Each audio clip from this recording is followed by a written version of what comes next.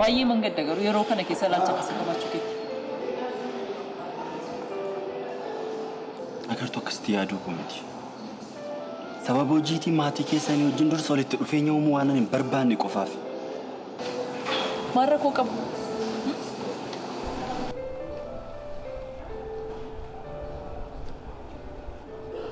Yeroo kana kan hojii dhabee ta'aa jiru aanatu ta'eeti garuu wanta ati gootu beekamaadha. Fedha koollee nan gaafatu.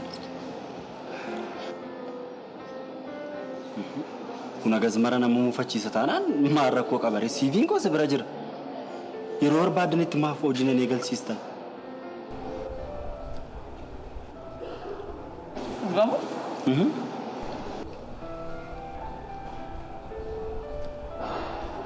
Ana qabaachuu keetti boonii kanas hin jiru kanaaf. Sila yoon hojii barbaacha naannaa harta turteeti.